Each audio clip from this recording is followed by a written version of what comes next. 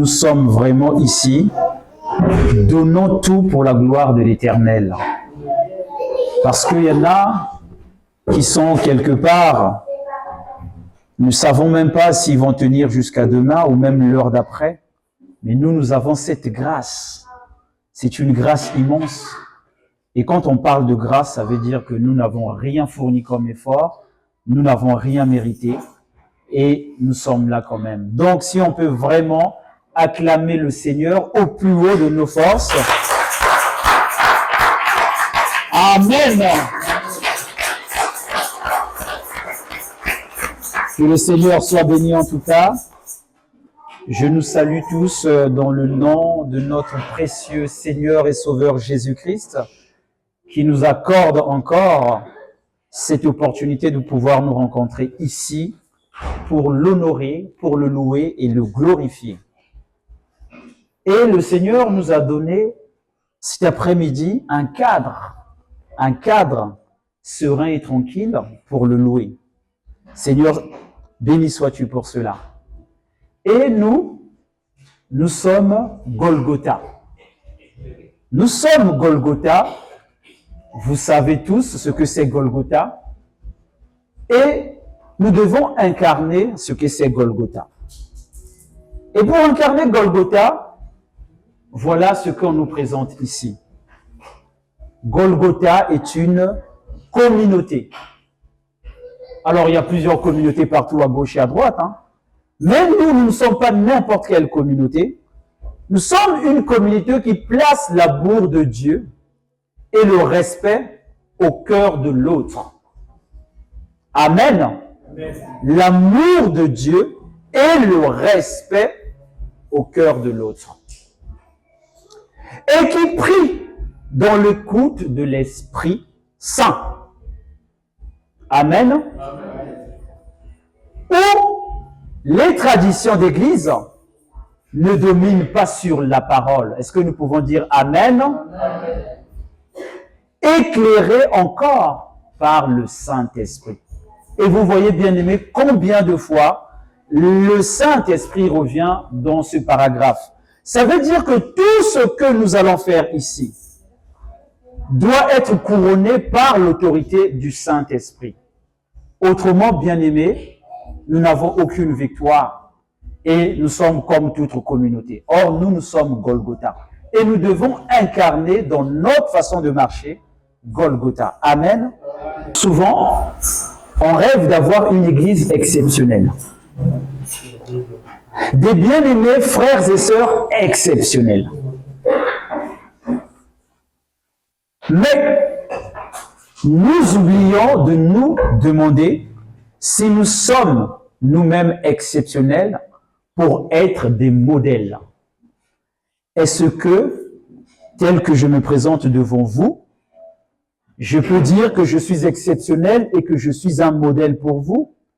Est-ce que, tel que nous sommes assis les uns à côté des autres, est-ce que nous pouvons nous dire que nous sommes un modèle pour l'un ou pour l'autre?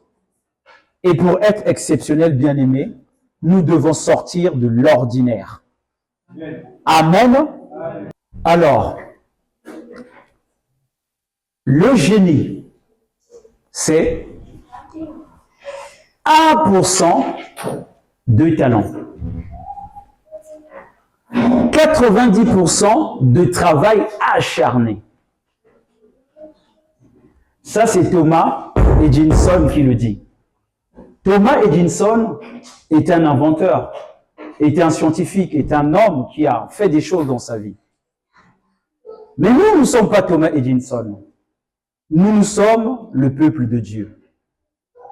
Voilà pourquoi, comme des bons dispensateurs de diverses grâces de Dieu, chacun de nous, de vous, doit mettre au service des autres le don qu'il a reçu. C'est ce que nous dit 1 Pierre 4, le verset 10. Est-ce que tu penses que tu as reçu quelque chose de Dieu et que tu es capable, tel que nous sommes là, de le mettre ou de mettre ce don-là au service de l'autre? Telle est la question cet après-midi. Avoir un talent ne suffit pas. En revanche, s'acharner à le perfectionner et savoir multiplier avec l'amabilité, la prudence et le respect. Tout à l'heure, au début, nous avons parlé du respect de l'autre. Voilà qui fait de nous des vrais disciples de Yoshua, notre Seigneur. Donc, bien-aimés, ne nous appuyons pas sur le talent. Dieu nous demande, au-delà du talent, de travailler dur afin que ce talent-là puisse s'aligner sur le travail et la détermination pour que nous soyons des véritables disciples en qui Dieu trouvera plaisir à travailler et à faire fleurir ce qu'il nous a donné afin que nous puissions le mettre au service des uns et des autres, tels des disciples dans une communauté. Amen. Amen. 55 ans, seul, sans mari ni enfant, juste le silence pour compagne bien-aimée. Amen. Amen. Et je pense que, bien-aimé, nous l'avons vu au début, le talent, 1%, le travail acharné, 90%. Et pourtant, c'est une belle femme. C'est une femme qui a fait des études, avec beaucoup de capacités. Mais vous voyez la fin. Qu'est-ce qu'elle réclame à la fin, en fait, malgré tout ce qu'elle a eu à connaître comme relation? On ne lui a jamais dit « je t'aime ». Et ça a entraîné un profond doute en elle. Qu'est-ce que je vaux, bien-aimé? Que cela nous fasse réfléchir, parce que tous, nous avons quelque chose de précieux en nous. Nous avons un talent. Mais à part et à côté du talent, nous pouvons passer à côté de notre vie. Bien-aimés, sachons valoriser ce qui est en nous et sachons dire aux uns aux autres, je t'aime, pour mettre l'autre en valeur et lui faire réaliser qu'elle ou qu'il est un don précieux de Dieu en qui on peut trouver plaisir à habiter et à avancer dans la vie avec le Christ. Amen. Donc nous allons lire à partir du verset 14 de Matthieu 25. Vous allez me supporter. C'est la parole de toute façon, on n'a pas le choix. Il en sera d'un homme comme d'un homme qui partant pour un voyage appela ses serviteurs et leur remit ses biens. Il donna 5 talents à l'un d'eux. Excusez-moi. Il donna 5 talents à l'un d'eux et à l'autre et un 3e talent. Et à chacun selon sa capacité. Et il partit. Aussitôt, celui qui avait reçu les 5 talents s'en alla, les fit valoir, et il gagna 5 autres talents. De même, celui qui avait reçu les 2 talents en gagna 2 autres. Celui qui n'en avait reçu qu'un alla faire un creux dans la terre et cacha de l'argent de son maître. Longtemps après, le maître de ses serviteurs revint et leur fit rendre compte. Celui qui avait reçu 5 talents s'approcha en apportant 5 autres talents. Et il dit, « Seigneur, tu m'as remis 5 talents, voici, j'en ai gagné 5 autres. » 5 autres. Son maître lui dit, « C'est bien, bon et fidèle serviteur. Tu as été fidèle en peu de choses, je te confierai beaucoup. Entre dans la joie de ton maître. » Verset 22. Celui qui avait reçu 2 talents s'approcha aussi. Et il dit, Seigneur, tu m'as remis 2 talents. Voici, j'en ai gagné 2 autres. Son maître lui dit, c'est bien, bon et fidèle serviteur, tu as été fidèle en peu de choses. Je te confierai beaucoup. Entre dans la joie de ton maître. Celui qui n'avait reçu qu'un talent s'approcha ensuite et il dit, Seigneur, je savais que tu es un homme dur, qui moissonne où tu n'as pas semé et qui amasse où tu n'as pas vanné. J'ai eu peur et je suis allé cacher ton talent dans la terre. Voici, prends ce qui est à toi. Son maître lui répondit, serviteur méchant et paresseux. Tu savais que je moissonne où je n'ai pas semé et que j'amasse où je n'ai pas vanné. Il fallait donc remettre mon argent au banquier. Et à mon retour, j'aurais retiré ce qui est à moi avec intérêt. Ôtez-lui donc le talent et donnez-le à celui qui a les 10 talents. Car on donnera à celui qui a et il sera dans l'abondance. Mais à celui qui n'a pas, on ôtera même ce qu'il a. Et le serviteur inutile, jeté dans les ténèbres du dehors, où il y aura des pleurs et des grincements dedans. C'est lent, j'espère que vous m'avez suivi. Je vais résumer. On a beaucoup entendu parler des talents depuis le début.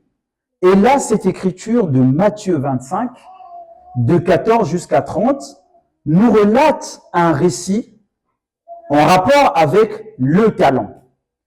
Et là, on a 3 catégories de serviteurs. Il y en a un qui a reçu 5 talents de son maître. Il a pu fructifier les talents pour en avoir 5 autres. Il y en a un qui en a reçu 3. Il a pu fructifier les talents pour en avoir 3 autres.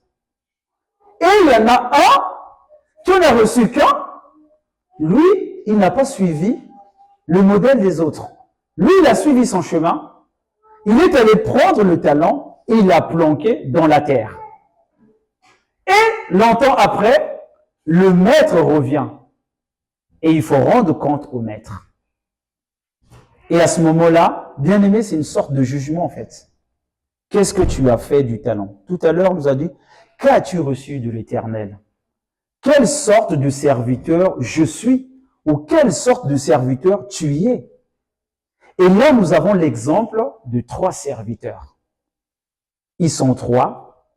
Ils ont reçu la même mission de leur maître. Je vais remettre un peu du contexte, bien aimé. Un talent, c'est quoi en fait?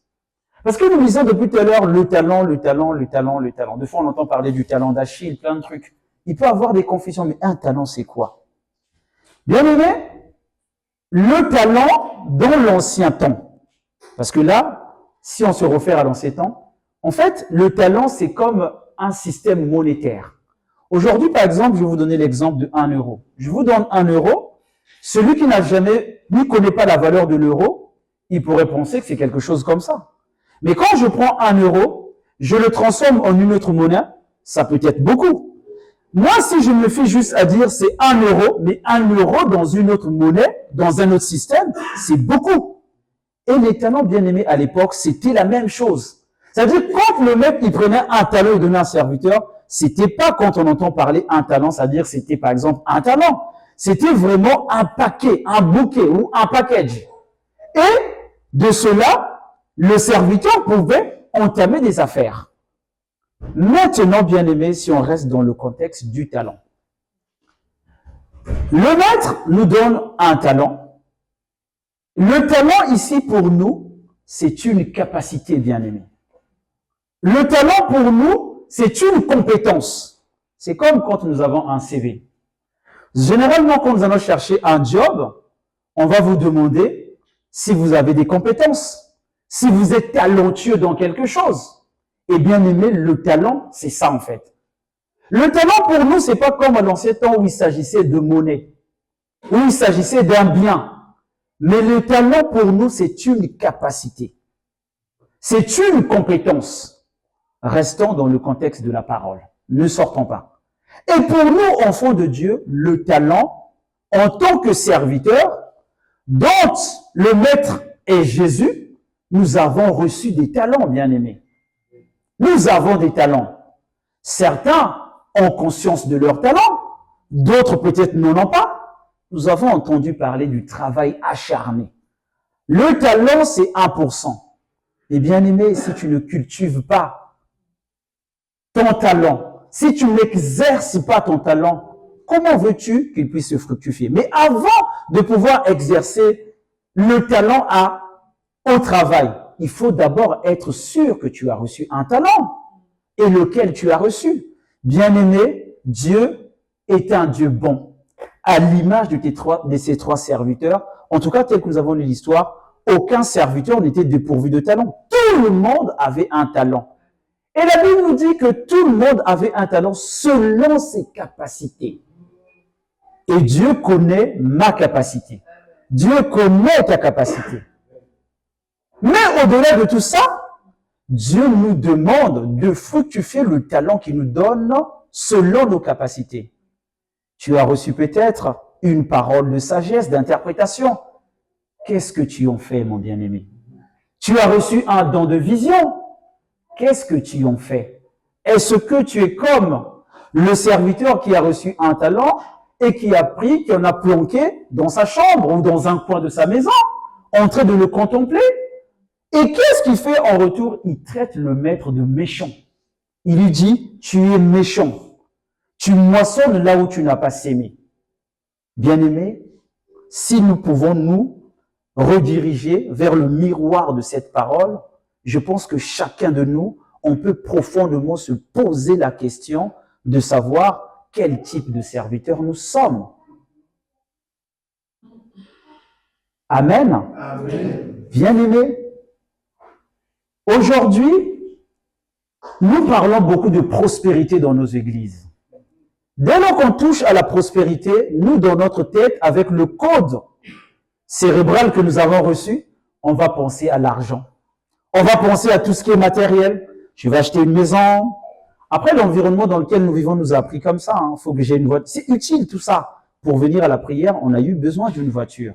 Sinon, on ne serait peut-être pas arrivé. Mais bien aimé, dès qu'on entend de prospérité, on se dit l'argent, le travail, la maison. Mais bien aimé, si on possède toutes ces choses-là et que nous ne sommes pas fidèles à la volonté de notre maître, à quoi bon toutes ces choses en fait? Et aujourd'hui, bien aimé, la prospérité dont nous parlons ici, c'est pas la prospérité matérielle. Oui, nous avons besoin de ces choses. Mais la prospérité dont nous avons besoin ici, c'est la prospérité spirituelle. C'est pourquoi quand nous parlons, soyez prospères, soyons prospères en Dieu. Soyons prospères à l'image du Saint-Esprit.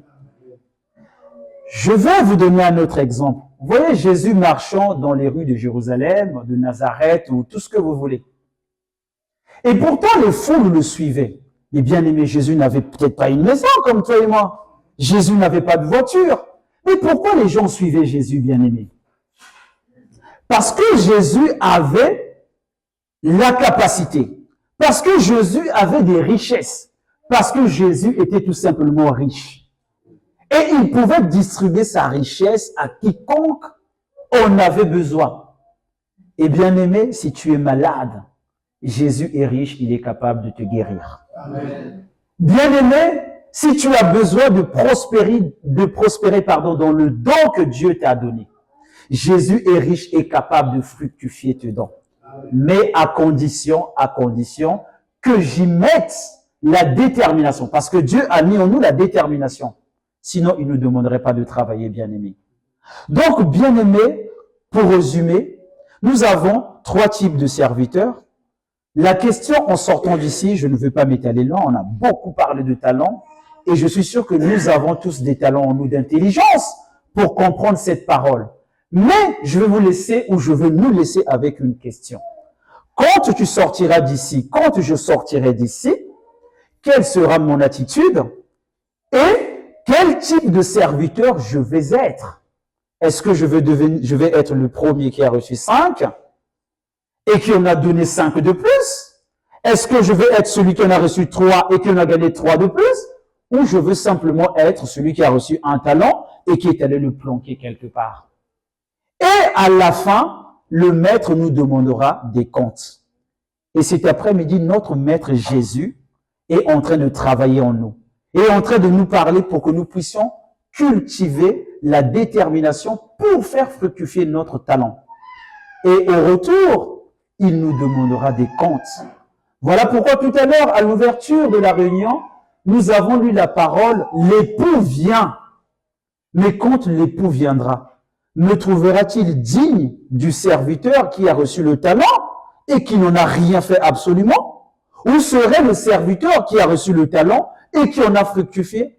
Et on dit, à celui qui a, en donnera plus.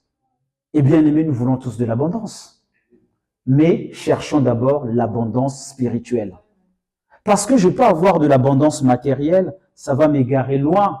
Et je vais me retrouver dans la catégorie du serviteur qui avait un talent qui est allé le planquer. Moi, en tout cas, cet après-midi, je préfère me ranger, selon les capacités que Dieu m'a données, me ranger dans la catégorie de celui qui a reçu 5 talents et qui en a reçu 5 de plus pour le Seigneur. Celui qui en a reçu 3 pardon, et qui en a gagné 3 plus pour le Seigneur. Et bien aimé, que les talents que Dieu a mis en nous puissent nous aider à aller chercher d'autres talents que nous présenterons ce jour-là au Seigneur pour dire, oui Seigneur, tu m'as confié ce talent-là, voilà ce que j'en ai fait. Et à ce moment-là, le Seigneur te dira, bon serviteur et fidèle, rentre dans la joie de ton maître. Et à ce moment-là, Dieu prendra plaisir à prendre le talent du paresseux, il ajoutera sur ta tête. C'est ça l'abondance en Jésus-Christ. Et une fois que nous sommes dans ce type d'abondance-là, bien-aimés, tout ce que nous pouvons désirer, je ne rentre pas dans les détails. Oui, je sais que nous avons des besoins dans nos cœurs, même si on ne veut pas l'avouer. Comme disait mon frère Jean-Bruno, quand on demande aux gens, vous voulez qu'on prie pour vous, pourquoi? Vous allez dire, oh, je veux qu'on prie pour moi pour que j'ai le Saint-Esprit. Mais des fois, au fond de nous, on a envie de dire autre chose. On dit, si je dis là le Saint-Esprit, tout le monde va me regarder et dire, mais ces frères matérialistes là, qu'est-ce qu'ils viennent chercher ici? Mais bien aimé, une fois que nous aurons reçu l'abondance spirituelle, Dieu lui-même s'occupera du reste. Parce que c'est un Dieu bon. Parce que c'est un Dieu riche. Parce qu'il récompense ses serviteurs à la hauteur des capacités qu'il a mis en eux. Que Dieu nous bénisse. Que Dieu nous aide à fructifier nos talents et que nous puissions marcher dans la présence du Seigneur. Ce que nous venons d'entendre, si on peut juste ajouter cette méditation-là. Un véritable chrétien, parce que nous sommes des chrétiens, c'est ce que nous disons quand on se présente. Je suis chrétien. Maintenant, qu'est-ce qu'un véritable chrétien? Un véritable chrétien est une sentinelle. Qu'est-ce qu'une sentinelle?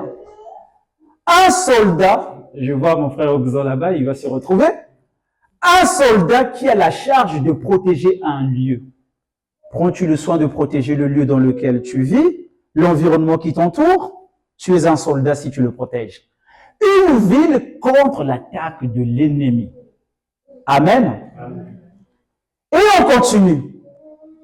D'après la Bible, une sentinelle, est l'une des fonctions de l'intercesseur. J'entends beaucoup parler des intercesseurs.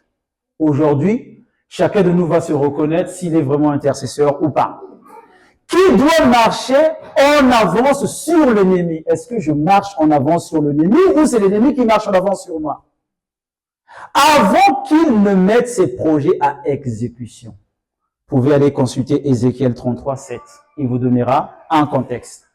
C'est donc un homme dévoué à la prière et qui brille par la sagesse et la prudence. La sagesse est un don, est un talent que nous devons cultiver. APR, nous sommes très familiers à ça. Amabilité, prudence et respect. Oui, nous aimons bien dire que nous respectons le Seigneur. Est-ce que nous prenons le temps de respecter la créature de Dieu qui est à côté de nous, bien-aimés? C'est en cela que nous serons des serviteurs fidèles et des vrais chrétiens. Alors, c'est pour cela qu'un véritable chrétien ou intercesseur, ça s'adresse à moi là, j'espère que ça s'adresse à toi aussi, doit être sensible à la voix de l'Esprit Saint. Welcome, es-tu sensible à la voix de l'Esprit Saint? Je me pose ma question. Toi aussi, pose-toi ta question dans ton cœur. Pleinement à l'écoute de Dieu. Quand on vient ici, on essaie d'écouter. Et dès lors qu'on sort d'ici, on prend la veste, on la retourne et on devient une autre personne. Je n'aimerais pas devenir, par la grâce de Dieu, que Dieu m'aide en tout cas à ne pas faire cela. Reconnaître ce que l'ennemi veut faire. Nous devons toujours avoir une longueur d'avance sur l'ennemi, afin de contrecarrer les plans de l'ennemi. Mais si Dieu ne nous avertit pas, bien aimés, nous marchons comme des moutons. Quand il marche, il ne regarde même pas en arrière. Il va, dès que le premier traverse, même s'il y a un véhicule qui arrive, tout le monde. Amen, bien aimés. Donc, dans nos cœurs, que ces paroles-là puissent produire en nous les véritables chrétiens, des véritables intercesseurs qui sont à l'écoute de l'Esprit de Dieu pour que nous puissions marcher dans la lumière dont Dieu veut que nous puissions marcher. Amen.